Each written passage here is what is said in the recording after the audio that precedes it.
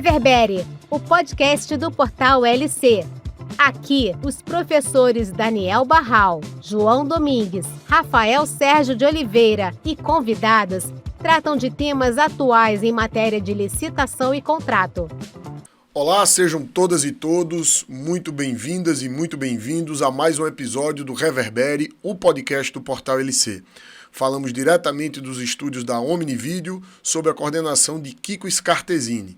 E hoje temos a felicidade de receber aqui nos estúdios da Omnivideo o querido professor Rony Charles Torres.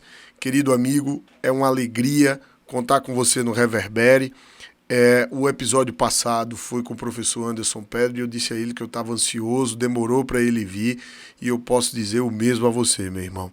Antes de te passar a palavra, vou só fazer uma apresentação breve, embora ache que é desnecessário porque você é conhecido. Reza a lenda, inclusive, que tem uma foto sua ao lado do Papa e as pessoas disseram que não conhecia o Papa, mas sabia que era aquele ali que é Rony Charles, tão conhecido que você é.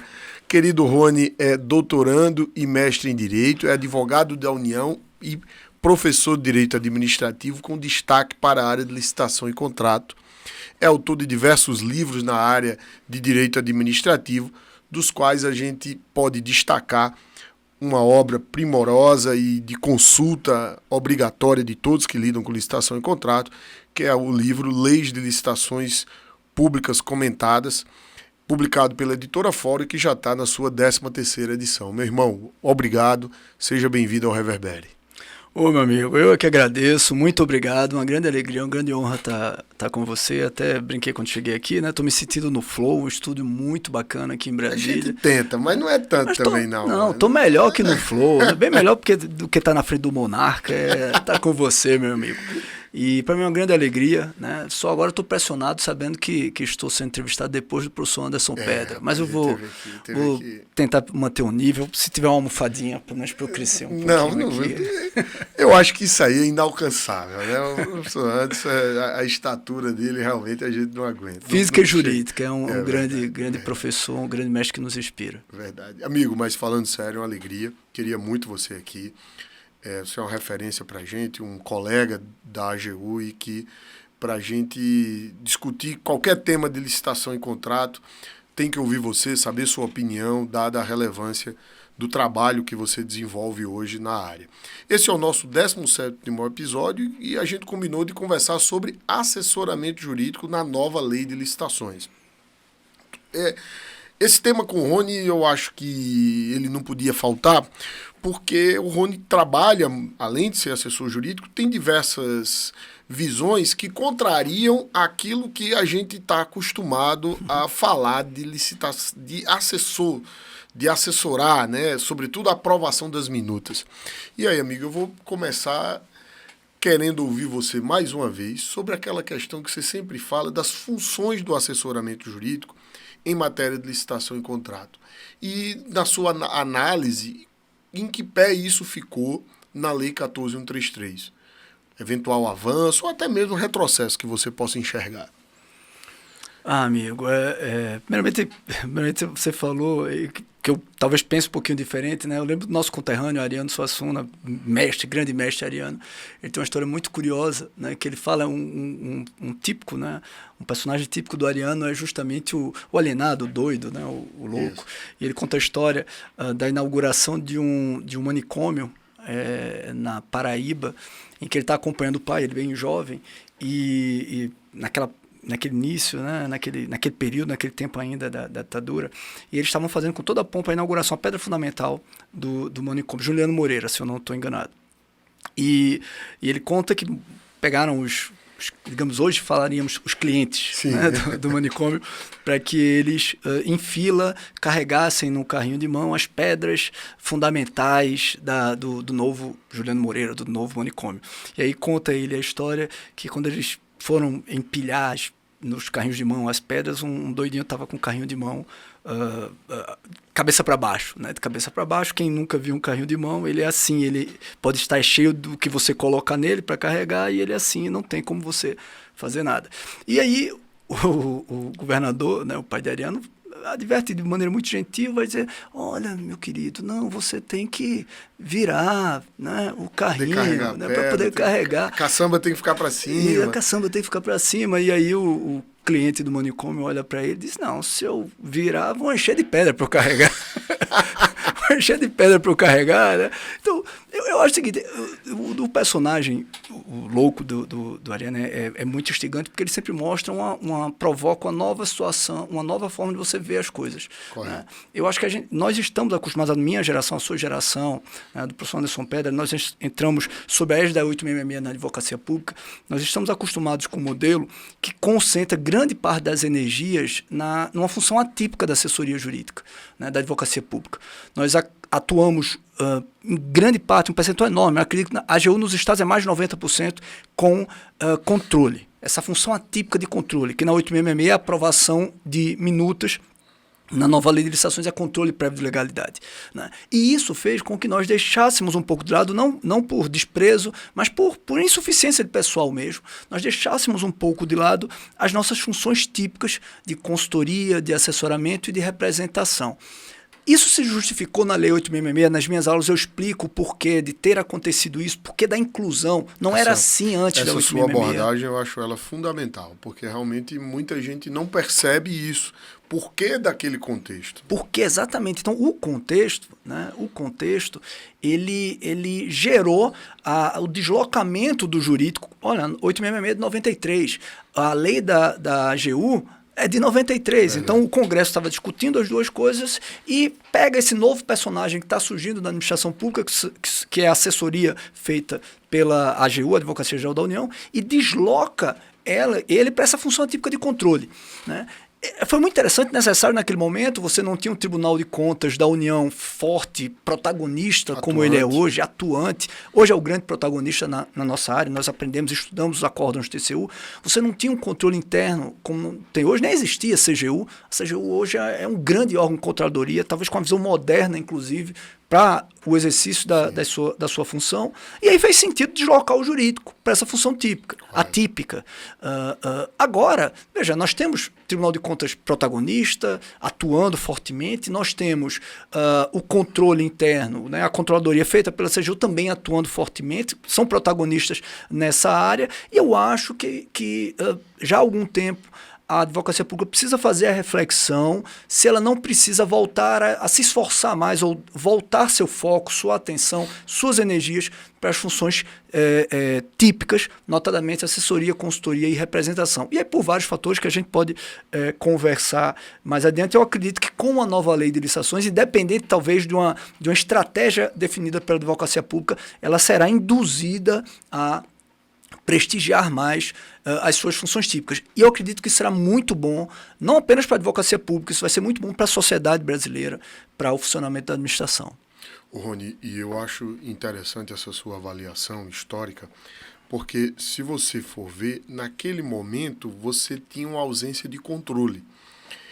E com o passar do tempo, a criação da CGU e replicando isso em nível de estados e municípios também, né, com criação de controladorias gerais no âmbito dos estados, no âmbito dos municípios, o crescimento da atuação dos tribunais de contas, você tem uma hipertrofia do controle e, ao mesmo tempo, o gestor está ali sem alguém ao lado orientado para defendê-lo, né, para dar um suporte para ele de argumentação perante esse órgão de controle. Então, isso é outro fator, que você cresce o controle e, ao mesmo tempo, agora você passa a precisar de alguém que que oriente o gestor.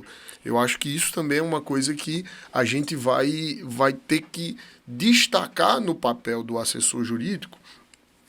E aí eu já vou entrar nessa questão que é, você falou da aprovação da Lei 8666 e agora a nova lei que fala do controle da legalidade, mas mediante uma análise jurídica, né? E eu vou já colocar se esse parecer dessa análise jurídica, ele é vinculante ou ele passa a ser mesmo uma opinião e o gestor, obviamente, vai ler e considerar ou ele é obrigado a seguir? Qual é a sua opinião sobre esse ponto nessa análise jurídica? Tá. Eu acredito que ele mantém-se um parecer obrigatório e não vinculante, como era na 866. A 866, quando ela falava em aprovação, até o ministro Marco Aurélio, num acórdão que ele relatou pelo SF 2015, ele destacou que a aprovação dava um contorno diferente. É curioso, em relação à responsabilidade do parecerista, em 2003, o ministro Marco Aurélio volta contra a possibilidade de responsabilização em um processo de contratação direta. O processo foi relatado pelo ministro Carlos Veloso, uma ode à advocacia, para mim, excelente acórdão. Em 2005, aí não parecia que ele num acórdão que ele é o relator, e aí envolvia o ministro Marco Aurélio, e aí envolvia a aprovação de minuta de convênio, e que foram trazidas para a responsabilidade, acho que todo mundo que olhou para essa minuta. Todo mundo que olhou para esse termo de convênio, inclusive, e aí é curioso, o ministro Gilmar Mendes, até no julgado... Individualização de conduta não teve nada, né? Zero. E o ministro Gilmar Mendes até levanta, no caso, é interessante ler esse julgado, ele levanta que tem uma parecerista, inclusive, que foi contra e foi chamada também a se defender. Mas aí o mandato de segurança, o objetivo dele era o direito dos procuradores de não dar explicações ao Tribunal de Contas da União. E esse direito, a maioria do STF entendeu que não haveria. Né? Não se discutiu, curiosamente, não se discutiu a possibilidade de responsabilizar. Né? O precedente, muito usado para responsabilizar, não, inclusive, salvo engano, os procuradores, nenhum foi responsabilizado. E depois teve um outro acordo no mesmo ano, relatado pelo ministro Joaquim Barbosa, que também é uma grande defesa, e que aponta, teoricamente, o nosso parecer como parecer, via de regra, pode ser obrigatório e opinativo, vinculante só quando a lei assim define, como, por exemplo, um parecer assinado pelo AGU e pelo presidente da República, acaba se tornando vinculante. Então, eu acho que ele é ainda um parecer obrigatório, não vinculante. A própria jurisprudência do TCU, embora às vezes ela classifique como vinculante, ela admite que o gestor público possa motivadamente decidir em caso. Então, não é vinculante. Se for vinculante, tem que respeitar. E quando a lei falava de aprovação, né? De aprovação. O que dá, de certo modo, a entender que seria uma chancela, né? Uma chancela. Uma chancela. Então, olha, pode... Exato. Sem o meu posicionamento favorável, não pode aprovado. Seguir. Exato. E o TCU admitia. Veja, eu lembro que eu escrevia nas primeiras edições do meu livro, o Exército até, sei lá, 2009, ele sequer mandava as minutas para a AGU, não tinha aprovação de minuta pelo órgão competente para isso. Isso nunca foi motivo de anulação das licitações, das contratações feitas pelo Exército. Mas o fato para mim é que ele é de aprovação, ele é um parecer opinativo, mas com característica de ser também obrigatório, né, não vinculante, seja na 866, que falava em aprovação, que é algo mais forte, seja nesse controle prévio de legalidade, que de certa forma já era o que nós fazíamos. E aí é um ponto curioso. Quando a gente faz essa análise de controle prévio de legalidade, que nós já fazíamos mesmo na 866. Correto. Nós não simplesmente aprovávamos a minuta, olhávamos todo o processo, se a instrução foi correta, foi adequada, que é basicamente esse controle prévio de legalidade. Aí eu acredito que a gente tem uma mescla complicada, difícil, de essa função atípica de controle com essa função consultiva. Então, todos nós, né, quando analisamos um processo, a gente analisa, digamos, a regularidade formal do processo e, ao mesmo tempo, acabamos opinando, analisando, por exemplo, riscos jurídicos, embora não seja feita, às vezes, uma consulta específica, a gente pega aquela jurisprudência e diz, olha, tem esse apontamento, pode ser arriscado. E aí as duas funções, atípica e atípica, se mesclam. Correto. E muitas vezes com prejuízo a função típica, que seria de ajudar a construir solução. Porque até o risco de responsabilização torna necessariamente, e aí não é culpa do assessor jurídico, né, é culpa do modelo, torna um assessor jurídico reativo. E isso é porque é mais cômodo dizer não, é mais cômodo encontrar problema e não solução, e isso vai gerando aquilo que já se classificou como apagão das canetas, né, um artigo, acho que professor Fernando Vernalha, ou Direito Administrativo do Medo, do querido professor Rodrigo Valgas, maravilhosa obra, em que ele trata, que ele explica de maneira brilhante que esse modelo acaba gerando incentivos para estratégias de fuga à responsabilidade. E essas estratégias de fuga à responsabilidade nem sempre estão, digamos, conjugadas com a busca do interesse público, porque, na verdade, é uma preservação individual. E aí é um outro ponto. Eu gosto de dizer que o gestor passa a fazer gestão da própria carreira, do seu CPF, do que propriamente do gestão pública, do serviço público que ele trabalha. Né? Perfeito. E não porque ele seja mau, sim, não, é porque ele é estimulado a agir assim pelo modelo. pelo modelo. Correto. Né? Eu estava hoje num evento, e foi um evento muito interessante, o público muito bom, e o professor Anderson Pedra, ele fez a palestra que me precedeu, e foi um momento muito curioso. Eu vou guardar isso, inclusive, para as minhas aulas, né? Como experiência para relatar. Ele, ao final da palestra dele, ele falou sobre justamente o direito de representação que a lei traz hoje, e perguntou ao público, né? O público formado por procuradores, advogados, assessores jurídicos, pessoas muito qualificadas, tá? Pessoas muito qualificadas, eu já diria nata dentro da organização administrativa de cada entidade. E ele perguntou a eles: quem de vocês topa ser ordenador de despesa, ser secretário, ser diretor? Né? E acredito, acho que ninguém, né? Eu não vi ninguém aceitando um público eu toparia, levantando. Tô querendo essa vaga. E isso num público de 150 pessoas. De 150 pessoas, ninguém disse. E aí ele fez uma segunda pergunta retórica. Né? Quem de vocês se acha honesto? E aí todos, claro, eu sou honesto. Né? E ele concluiu, então, de maneira muito, muito inteligente, muito perspicaz, puxa, tem um problema onde pessoas honestas e preparadas não querem assumir um cargo público por risco. E aí, usando a expressão que ele usou, é um problema quando numa cidade, o mocinho tem medo do xerife. Então, é uma questão de incentivo. A gente precisa trabalhar, e eu acho que a assessoria jurídica ela tem que ter duas percepções. Primeiro, que ela é fundamental para equilibrar um pouco isso.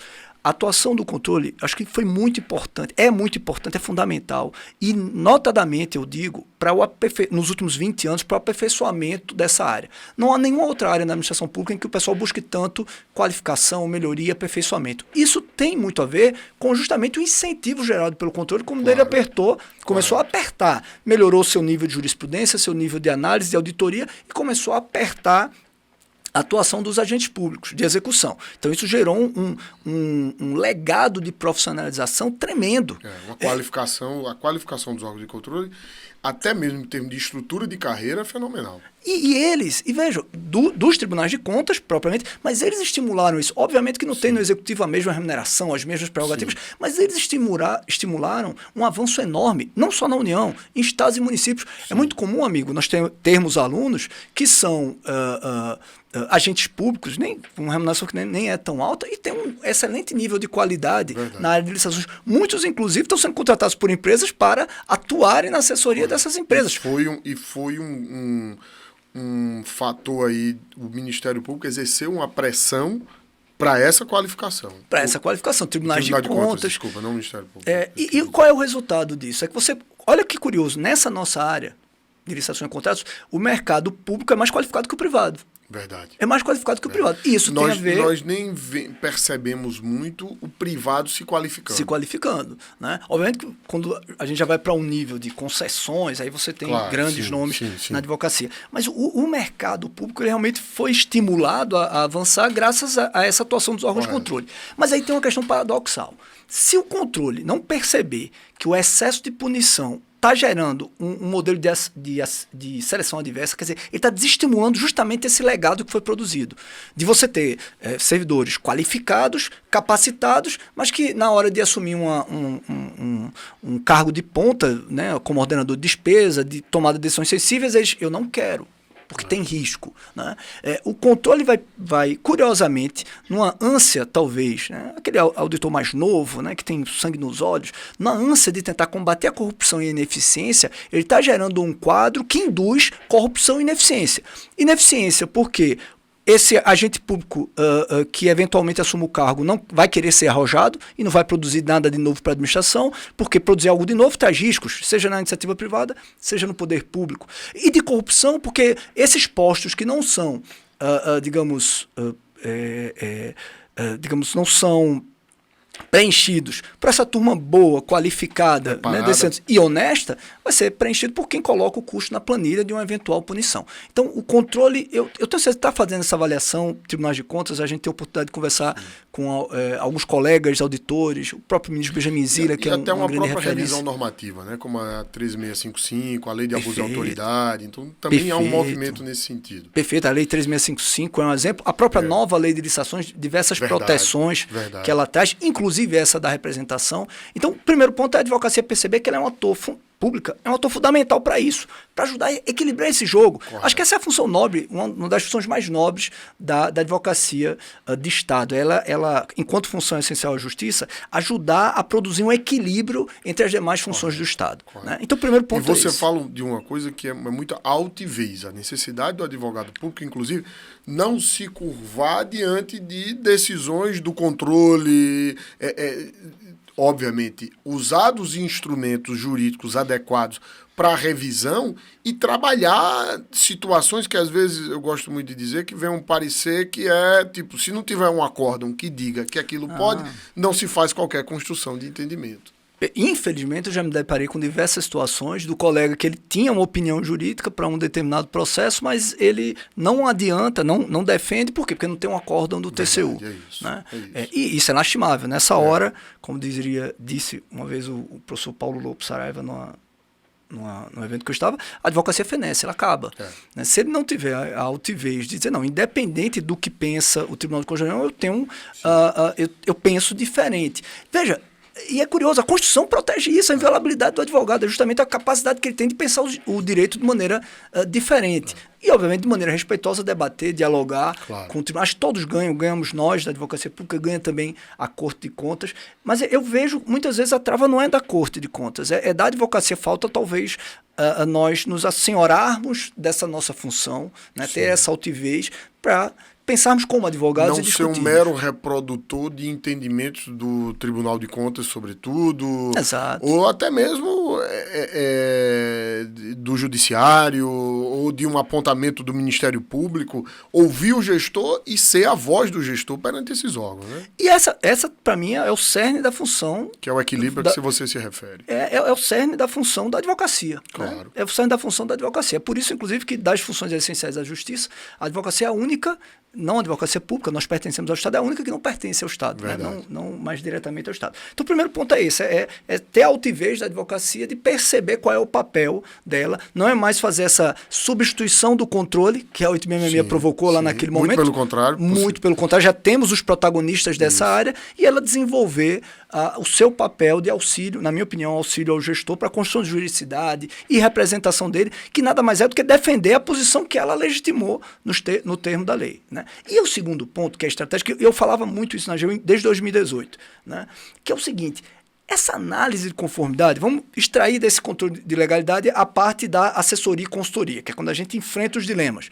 E eu vejo alguns colegas, mesmo tendo que analisar aqueles enfadões processos de milhares de páginas, minutas de editais de quase uma centena de páginas, eles pegam, às vezes, um ponto, e eu posso citar os nobres colegas da SCJ ou Aquisições da AGU, pegam às vezes um ponto e param, às vezes à noite, no fim de semana, para destrinchar a análise jurídica e apresentar uma tese, uma proposta, de maneira muito interessante. Né? Mas, tirando essa parte que a gente está discutindo realmente, a parte jurídica, o resto é análise de conformidade. Correto. Né? A aprovação era análise de conformidade. Então eu vou ver se está de acordo com a minuta padronizada, se cumpriu a jurisprudência quando ela fala da pesquisa de preço, da instrução normativa, é análise de conformidade. É um cara que ela chave.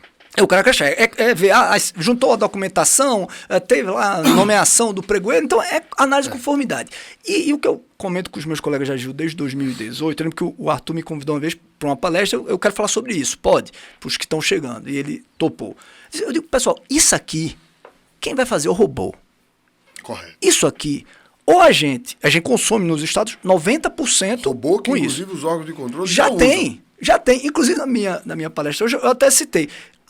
Vários anos atrás, eu lembro que um amigo da CGU, eu falando que, cara, esse negócio, eu fui encantado com a aprovação de minuta durante uns 3, 4 anos. Depois eu disse, que enxuga-gelo é esse? E depois eu li um artigo do professor Diogo do Figueiredo Moreira Neto, eu disse, não, eu acho que a nossa função princípio não é essa, a gente tem que olhar mais para nossas funções típicas. E aí eu estava conversando com um amigo da CGU e disse a ele, poxa, eu acho que a gente tem que reduzir isso há uns 10 anos atrás, a gente tem que reduzir essa nossa atividade de aprovação de minutas, eu acredito que a gente tem que reduzir isso para focar nas funções típicas. Então, ele disse, não, mas é muito importante esse parecer de vocês, Rony, ao final do processo para aprovar as minutas. Eu falei, por quê? Ele disse, não, porque a gente, quando a gente vai analisar, a gente já usa como referência o parecer de vocês. Então a gente já vai no então parecer, facilita o trabalho. Mesmo, né? Aí eu brinquei com o meu amigo, falei, tá, então muito obrigado, agora eu tô feliz porque eu tô te ajudando a já achar o problema. E rimos, a gente tava num ambiente descontraído. Curiosamente, veja só. Não, isso é um indício do que você fala. De que, tipo assim, se o controle está se valendo do meu trabalho, é sinal de que o que eu estou fazendo é, de fato, um trabalho de controle. Sim, e não, eu não tenho a menor dúvida, é uma função típica de controle, que se houvesse, eu não tenho dúvida nenhuma, se houvesse uma CGU em 93, seria a CGU que faria a aprovação das minutas, e não a Advocacia Geral da União, o jurídico. Mas não havia, ficou com o jurídico, ele foi posto aqui para reforçar o controle. Agora, olha o que é curioso, né? O que é curioso. Essa minha conversa tem, sei lá, 10, 8 anos. O controle não é mais referência no nosso parecer. Correto. A referência para o controle é o robô. É o robô que ele tem, é o software. Totalmente customizado, informado com as decisões dos tribunais. Faz muito mais rápido, faz muito mais barato, e eu brinco, e é robô com nome de mulher. Então, se tiver problema, ele vai achar. Elas são minuciosas, elas têm uma capacidade que a gente não tem de achar os detalhes. Então, olha só, CGU tem, TCU tem. A gente tem um PNCP, que tudo vai ser integrado. Teoricamente, os atos vão ser feitos. Dados abertos. É só colocar a Alice ou qualquer outro robô, né? Com nome feminino de preferência. Coloca. E a realização dos processos vai ser feita, e não vai ser uma análise de conformidade ao final do processo, como a gente faz, né? Tentando achar verdade naquele processo. Vai ser uma análise de conformidade concomitante à prática do ato. Isso é o futuro. Já tem tecnologia, isso já era para existir. Na verdade, você traz um dado que, se eu não me engano, na Paraíba já atua, o Tribunal de Contas da Paraíba já faz um trabalho nesse sentido. Mais ou menos. Tem que ser informado, né, pelo SAGRES, o sistema SAGRES, e aí é feito já uma análise mais concomitante em relação ao do... Mas imagina, quando for tudo no PNCP, a atuação dessa inteligência artificial, desse software, desse robô, vai ser tranquila. E eu brincava em 2018 com os meus colegas, né? Ou a gente percebe isso e vem para nossas funções típicas, ou a gente vai virar vendedor toca-fita. Porque o que vai acontecer? Vê, a consultoria e assessoramento está sendo terceirizada. Sim. Contrata-se empresa, escritórios para dar assessoramento da consultoria, e a representação, o mercado já criou o seguro para fazer a defesa do gestor. Nas estatais é muito comum, inclusive. Então, ou, eu falava em 2018, ou o jurídico percebe e vem para a função típica, ou alguém ocupa a cadeira. E eu vou aproveitar aqui, que eu acho que o ponto que você já, de toda sua fala, eu acho que um ponto que a gente tem que destacar, então, na nova lei é a questão do uso da ferramenta de dispensa de parecer, do parágrafo 5º do 53. Então, para você, é algo que deve ser usado.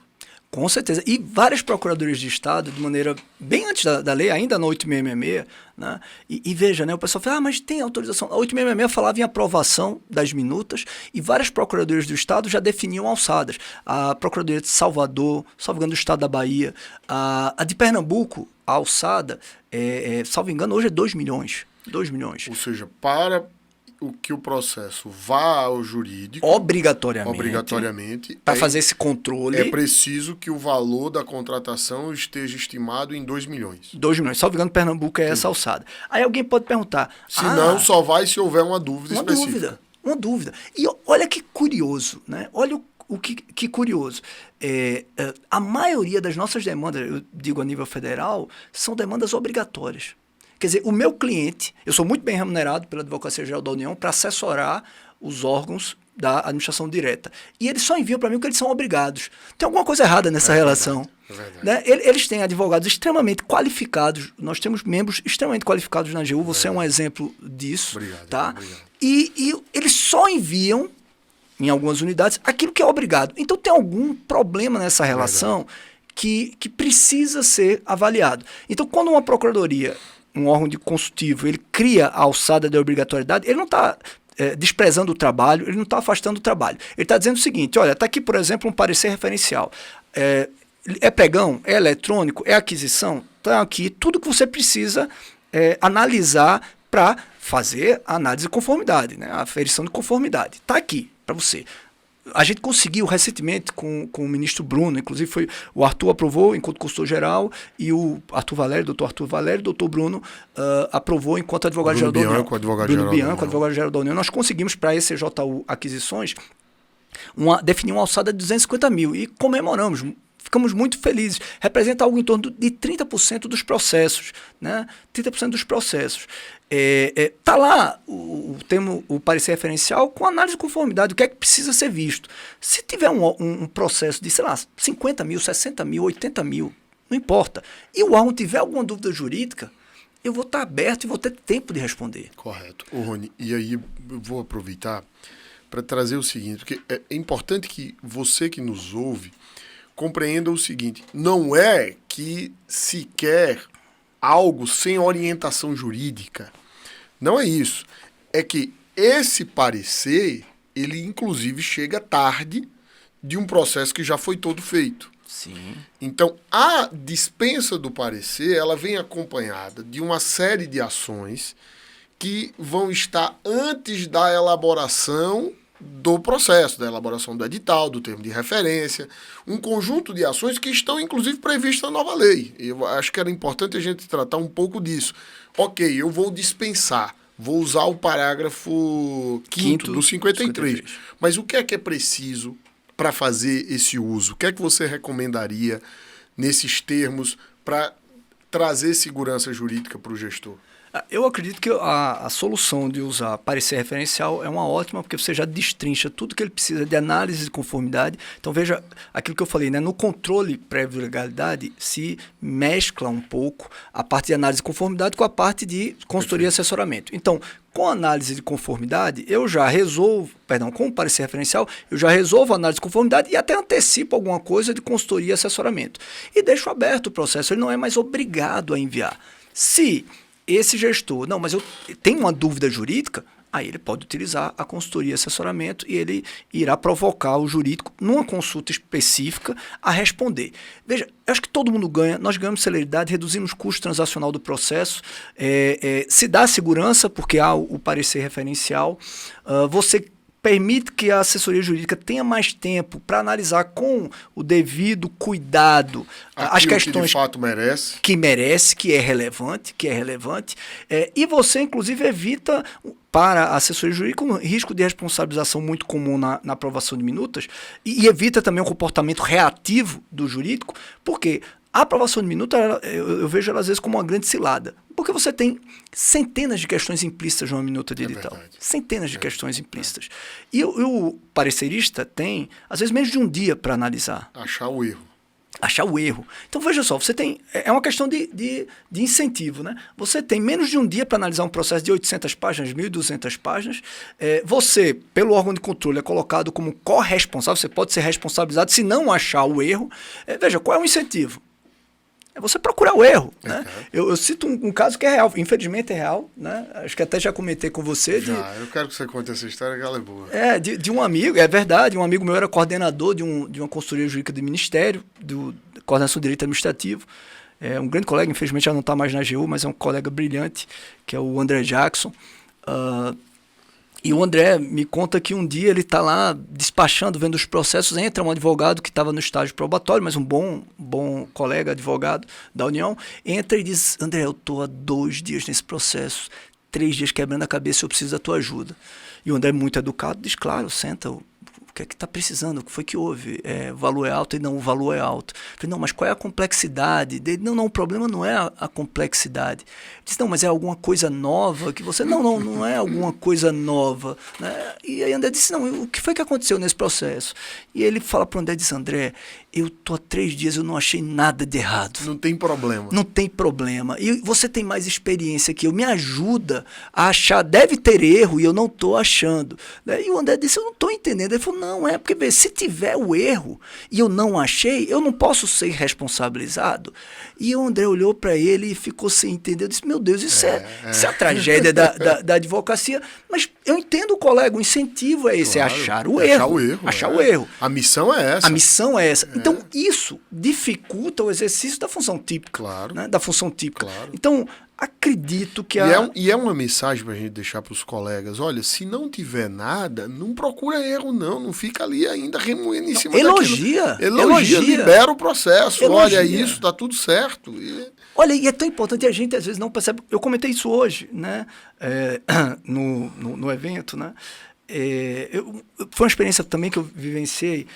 Tinha um determinado órgão militar, né, várias unidades desse órgão militar, que não os culpo, é porque há um grande overturning, né, mudança de pessoas, então a turma não conseguia qualificação, né, não conseguia preparar da experiência. Você não consegue formar um bom pregoeiro, um bom agente de licitação em meses, um ano, é um tempo de preparação, né?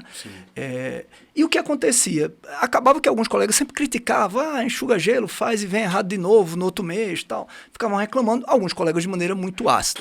Eu nunca fui de fazer muito ácida, embora esse órgão realmente cometia uns erros simples, bobos, né? Até. Talvez merecesse um puxão de orelha. Talvez até merecesse. Poxa, eu falei já isso várias vezes, vocês continuam errando.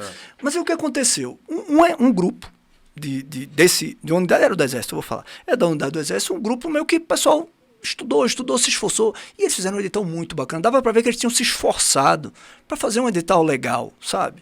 E naquele dia eu disse, puxa vida, espera aí, eu tenho que registrar o elogio, né? Sabe, várias vezes vem falho, eu aponto, tá faltando isso, já avisei. Repito, não eram críticas ácidas, mas eu criticava as falhas, tal, apontava as falhas. Nesse estava tudo certinho, muito bem feito. Havia claramente um esforço daqueles agentes e eu fiz questão de tecer elogios, acho que 2, 3 parágrafos de elogios, né, àquela unidade do Exército, né. A nossa vida de professor nos permite os encontros, conhecer pessoas maravilhosas, né, professores e alunos. E aí um ano e meio depois, por uma coincidência, eu estou participando de um evento e eu conheço a equipe desse órgão. Né? E eles vieram com um brilho no olho, assim. Falei, olha, a gente quer falar com você, Rony. Eu falei, por quê? Falei, lembra de um parecer que você fez elogio lá no tal unidade do Exército? Eu falei, rapaz, eu acho que eu lembro, chegou bem e tal. Ele falou, Rony, tu não sabe o que aconteceu. O general, quando recebeu o elogio à unidade, ficou orgulhoso. Disse, poxa, os caras só mandam pedra. Só mandava chumbo, só manda pedra, agora... crítica. O general, os militares, sobretudo aqueles que galgam altos postos, né? Eles têm a meritocracia como base, né? Então eles dão valor a isso, né? A estar ali e ter, digamos, o respeito a esse merecimento, o reconhecimento do merecimento. Quando ele viu o elogio, ele, poxa, ficou muito feliz e quis conhecer a equipe. Eu não conhecia a equipe. Quis conhecer a equipe. Chegou lá, a equipe tinha uma estrutura, sabe, ficava num canto de parede, sem estrutura nenhuma para trabalhar. E eles, poxa, foram vocês, a nossa unidade foi elogiada pela AGU, graças a vocês, parabéns. E arranjou uma sala para o pessoal. Fazer uma estruturação. O que vocês precisam para continuar fazendo esse bom trabalho? E aí começaram a ter... Eles nunca faziam qualificação, capacitação, eles nunca tinham investimento da unidade para eles viajarem, fazerem capacitações. E eles tudo em decorrência da sua manifestação, não parecia? Não da minha. Assim, é da AGU fazer um elogio. Óbvio. E às vezes a gente está tão preocupado no erro que a gente fica criticando as falhas que encontramos e raramente na nossa manifestação, a gente elogia os acertos que nós encontramos. Né? Os acertos que nós encontramos. E isso mostra, talvez até uma falha dessa relação.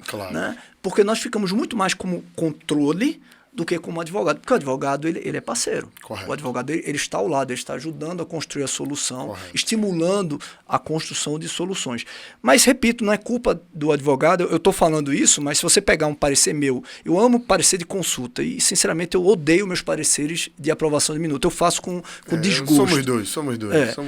Mas se você olhar meu parecer, ele vai ser, em grande parte, reativo também, né? Pareceres longos, com apontamentos, infelizmente. E pelo receio que temos de será que passou alguma coisa que eu deveria ter visto e que eu não vi? Exato. Menos de um dia, às vezes, para analisar o processo, né? E que, assim, o que eu acho, a gente já está num tempo um tanto quanto adiantado e sei que você tem outros passando rápido, meu amigo. Aqui você tá dando show, aí fica fácil. É que eu falo rápido. Mas, Rony, é importante que quem leia a nova lei, sobretudo pelo parágrafo 5º, a dispensa do parecer, que alivia o trabalho do assessor jurídico para essa função, como você fala, típica de construir entendimentos, de tirar dúvidas, de criar soluções jurídicas para o que de fato a administração precisa, ele vai vir acompanhado de elaboração de minutas padrão, contando com o apoio do órgão de assessoramento jurídico, vai vir acompanhado de uma relação mais azeitada de dúvidas, aquilo que eu falo, o Rony falava, ele falou do evento aqui, a Negócios Públicos, a prestigiada Negócios Públicos, está realizando esta semana, aqui em Brasília, estamos hoje 30 de novembro de 2022, o Seminário Nacional de Assessoria Jurídica em Matéria de Licitação e Contrato. O evento é coordenado pelo Rony, um evento maravilhoso, tive a oportunidade de participar. Grandes professores participando desse evento. Eu tive a felicidade de estar lá, você é um amigo muito generoso. E é um aspecto, né, que no evento hoje eu falei na minha palestra que tinha coisas que vêm pra gente dar um parecer que na verdade a gente resolveria no emoji. E eu acho que inclusive as minutas, porque tem coisa que você olha e você fala, pô, tá tudo ok. Tá tudo ok, é verdade. Tá tudo ok. E ali um emoji resolveria. E, na verdade, está ocupando o nosso tempo. Olha só, meu amigo. Prorrogação de contrato. Sim. Prorrogação de serviço continuado. Sinceramente, o que tem... Eu não pego há muito tempo isso, graças a Deus. Mas o que tem ali para atividade intelectual do parecerista? Aquele é o caso típico do parecer referencial, que eu acho que nem precisaria de parecer referencial ali. Porque é um caso que, tipo, é como você fala, ali é o cara crachá. É um checklist. Vê se tem a certidão, se está na data certa. Meu Deus. Veja, a AGU também, eu fico muito orgulhoso das providências boas da nossa Advocacia Geral da União. O ministro também, Bruno, aprovou a primeira regulamentação de órgãos de advocacia pública no país, justamente desse parágrafo 5º do artigo 53, né, que foi a orientação normativa 69, dispensando a obrigatoriedade do envio nas contratações, nas dispensas de pequeno valor. Veja só, a dispensa de pequeno valor, qual o sentido de você enviar para fazer análise de conformidade, que aí não é nem conteúdo jurídico, análise de conformidade, para um órgão de assessoramento caro como é a Advocacia Geral da União? Você acaba infartando de processos esse órgão e impede que ele produza consultoria, assessoramento e representação quando realmente é necessário, porque ele não tem tempo, ele não tem energia, como na maioria dos consultivos estaduais e municipais, não sobra tempo, e aí ele acaba fazendo o que é obrigatório, o que está na pressa, que é essas aprovações de minutas, tendo problema de relação. E tem o ponto que eu acho que vai ser muito importante, é o seguinte, que eu particularmente defendo, eu queria muito destacar isso aqui, o Anderson falou hoje no evento, e eu tenho a mesma opinião que ele, é a defesa da constitucionalidade do direito de representação que está na nova lei de licitações. Correto. Primeiro, que diferentemente do que muitos defendem, tem nada de prejuízo à autonomia federativa. Estão lendo o dispositivo de maneira equivocada. Aquilo não é um comando para a advocacia pública da União, do Estado, não. Aquilo é um direito de representação. Né? A perspectiva correta tem que ser visto desse ponto como de vista um direito. E veja, é um direito que já deveria... Eu acho que não precisaria nem de texto legal para isso. Olha... Tanto que a Advocacia Geral da União já faz isso. Por força de um ato do ministro, do Advogado-Geral da União, uma portaria que regulamenta isso, acho que desde 2009, se eu não estou enganado. Aí posteriormente teve uma lei que falou sobre isso, né, tratou desse tema. Veja, é quase que curioso você ter um gestor público praticando um ato que a assessoria jurídica, por exemplo, a AGU ou a Procuradoria de Estado, disse, não, você pode fazer isso porque está autorizado pelo nosso ordenamento. É muito legítimo que, por mais que a Procuradoria, a Advocacia diga que pode, que o Tribunal de Contas, o auditor, independente de sua formação, independente de ter ou não formação jurídica, ele entenda que não. Eu acho que não, é totalmente legítimo. Ou que o Ministério Público é totalmente legítimo. Né? O que é curioso para mim é que, se ele entender que não e chama esse agente público que agiu de acordo com a orientação da assessoria jurídica para a responsabilidade, aí o órgão de assessoria jurídica fala, te vira. Veja, não faz sentido. Não faz sentido. Então, quando se estabelece esse direito de representação, né, na verdade, você não está defendendo o CPF do servidor. Você está defendendo a posição que o jurídico definiu. Correto. É uma posição institucional. Correto. Então, isso deveria ocorrer independente dessa previsão legal. Você está defendendo o próprio cargo, a possibilidade de consecução da política pública. Que você disse que podia. Exatamente. E volta para aquilo que você falou. É aquela questão que você fala. Você, como alguém que é um expert na matéria de direito econômico e que alia bem muito isso, vai aquela coisa do incentivo. Qual é o incentivo que você está dando? Aquela sua fala inicial. Se você deixa de dar essa defesa, você está tirando um incentivo para que aconteça a política pública, porque aí o gestor vai preferir o quê? A omissão. Sim, é muito mais fácil dizer o não, é muito mais seguro dizer o não. E, repito, isso é péssimo para a administração, isso é péssimo para a sociedade. Então, acho que a advocacia tem que voltar e perceber que esse direito à representação é importante, não é para o CPF do servidor, do agente público, do ordenador de despesa, do pregoeiro, do fiscal, é importante para a administração pública e para a sociedade, para que ela defina linhas de posturas de atuação com segurança jurídica. Correto. E, eventualmente, havendo opinião diversa dos órgãos de controle, a advocacia, na sua função típica, vai dialogar com os tribunais de contas. Disso pode ser mudar-se o entendimento da advocacia, isso pode gerar judicialização, isso pode gerar mudança do entendimento dos órgãos de controle. E com esse diálogo, vai se construindo o aperfeiçoamento do nosso ordenamento. Essa é a função da advocacia pública enquanto função essencial à justiça. E o que acontece, meu amigo? Defendendo essa constitucionalidade desse dispositivo e entendendo que não tem nada a ver com interferência. É curioso, né? Só lembrando que o Rony se refere ao artigo 10 da Lei 14.133, que garante aos agentes públicos o direito a ser defendido pelos órgãos de advocacia pública quando pratica atos calcados em entendimentos já exarados pelos órgãos, por esses órgãos da advocacia pública, por esses órgãos de assessoramento de assessoria jurídica. E aí é curioso, né? O argumento de interferência na autonomia administrativa da unidade federativa, para mim é até curioso. Por quê? Porque quando a 866, né, falou em aprovação de minuta, ninguém questionou. Veja só, a Lei 866 criou uma regra obrigatória, claramente, de atuação fora da função típica. É uma questão de atuação da advocacia pública tal e qual é o 10. Exato, o 10. E para mim, com agravante, ela não é função típica. Sim, que o 10 é exercício de função típica, é advocacia. Óbvio. A Lei 866, no parágrafo único, desloca para uma função atípica, que é uma função de controle, e está tudo certo, está tudo ok. O próprio 53, o pessoal questiona o 10, mas não questiona o 53. Que também está no mesmo balaio. Os argumentos são legítimos. Sinceramente, eu acho que os interesses são outros. Então, eu defendo a constitucionalidade desse dispositivo, sobretudo porque eu acho que ele é importante para a administração, para a sociedade, né? Acho que vai ser importante também para o amadurecimento da advocacia pública, e eu acho que isso vai evitar um ambiente de seleção adversa em que nós temos, às vezes, bons gestores, bons agentes públicos qualificados, mas que não querem assumir cargos sensíveis e, quando assumem, são empurrados a uma mediocridade, a um não arrojo, porque é mais seguro ser não arrojado, é mais seguro dizer não tentar avançar. Isso é péssimo para a administração. E aí, para concluir esse ponto, veja só, né? Nós temos muitas das novidades da nova lei que existem desde o RDC, há mais de 10 anos, há 11 anos. Algumas delas nunca foram utilizadas, outras pouco utilizadas. Isso mostra um pouco do problema vivenciado hoje, da dificuldade de se fazer diferente, de ser arrojado, de tentar inovar. Eu acho que a advocacia pública ela precisa preencher essa lacuna e ser um operador do direito que vai auxiliar essa inovação, esse arrojo. E, com direito à representação, né, a tendência é que nós vamos ter um aumento grande das consultas. E com isso, eu acho, e aí volta a tua pergunta inicial, a gente vai ter que relativizar, usar o parágrafo 5º para relativizar a função atípica de controle.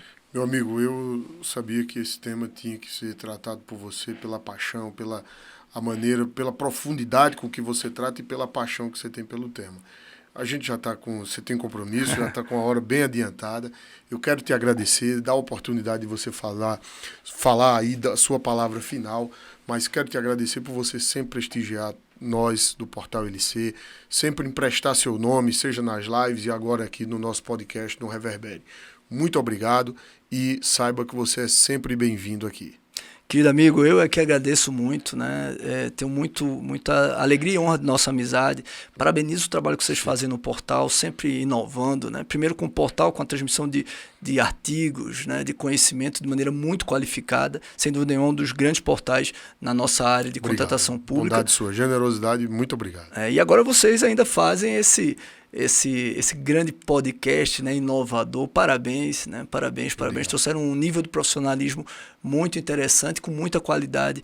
Eu já assisti vários episódios, vários com muitas qualidades, e para mim é uma honra, então, estar aqui com você nesse momento, tá bom, meu amigo? Então, Rony, parabéns por todo o sucesso que vocês vêm desenvolvendo no portal. Amigo, muito obrigado. Eu queria deixar aqui também, olha, você que quer acompanhar o trabalho do professor Rony Charles, nas redes sociais você encontra fácil o Rony Charles, assim como também o Grupo Centro.